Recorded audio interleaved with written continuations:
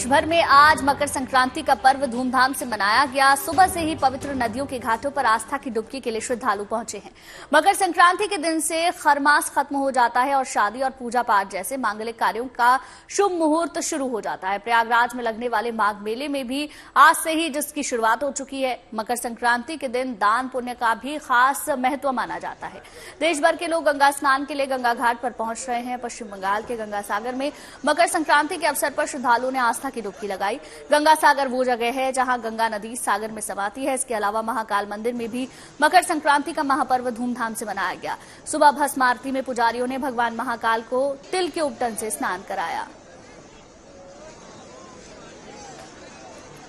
वहीं पश्चिम बंगाल के गंगा सागर में मकर संक्रांति के अवसर पर सुबह से ही श्रद्धालु स्नान के लिए पहुंच रहे हैं। गंगा सागर वो जगह जहां गंगा नदी सागर में समाती है, जिसकी तस्वीरें आप देख रहे हैं। श्रद्धालुओं ने वहां आस्था की डुबकी लगाई है, भगवान सूर्य की आराधना भी की है।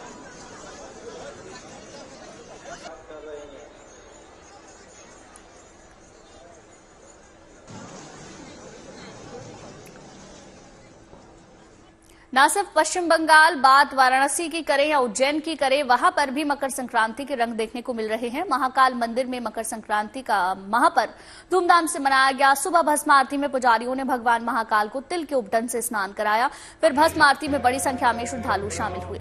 मकर संक्रांति के पर्व पर महाकाल को तिल के पकवानों का भोग लगाया गया। वहीं संक्रांति के अवसर पर महाकाल का आशीर्वाद लेने के लिए टीम इंडिया के क्रिकेटर तिलक वर्मा, जितेश शर्मा भी पहुंचे। आज सुबह जब भस्म आरती हुई उस दौरान की ये तस्वीरें इस वक्त आप अपनी टेलीविजन स्क्रीन पर देख रहे हैं। महाकाल की भव्य भस्म आरती की गई और ऐसे में क्रिकेटर्स भी वहां पर बाबा के दर्शन करने के लिए पहुंचे।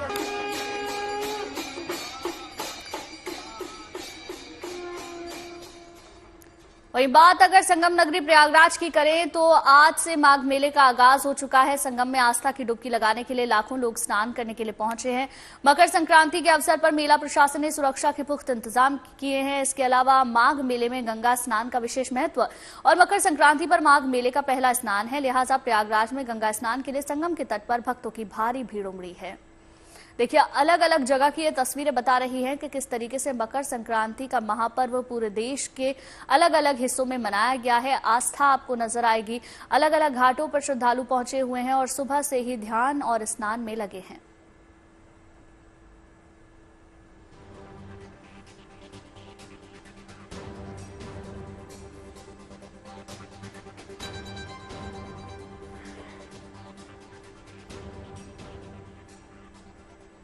और चलिए अब हम आपको ज्योतिषाचार्य शैलेंद्र पांडे से जानते हैं कि आखिर संक्रांति क्या है और मकर संक्रांति क्या है, दोनों में अंतर क्या होता है। सूर्य जब किसी राशि विशेष पर भ्रमण करते हैं तो इसको कहते हैं संक्रांति। सूर्य जब भी किसी राशि में जाएंगे तो उस राशि से संबंधित संक्रांति शुरू हो जाएगी। कुल मिला के 12 महीने हैं अगर हम हिंदू कैलेंडर से देखें या अगर हम अंग्रेजी कैलेंडर से देखें तो कुल मिला के 12 महीने हैं और हर महीने में सूर्य देव राशि का परिवर्तन करते हैं। इसीलिए कुल मिला के साल में 12 संक्रांतियां होती हैं। मेष राशि में जाएंगे तो मेष संक्रांति, मिथुन में जाएंगे मिथुन संक्रांति, कर्क में जाएंगे तो कर्क संक्रांति। तो कुल मिला के साल में 12 संक्रांतियां होती हैं, लेकिन 2 संक्रांतियां सर्वाधिक महत्वपूर्ण मानी जाती हैं।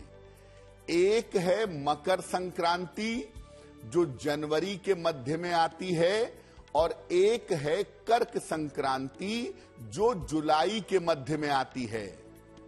सूर्य देव जब मकर राशि में प्रवेश करते हैं तब मकर संक्रांति होती है। मकर राशि में सूर्य का प्रवेश ज्योतिष के हिसाब से और धर्म के हिसाब से बड़ा महत्वपूर्ण माना जाता है।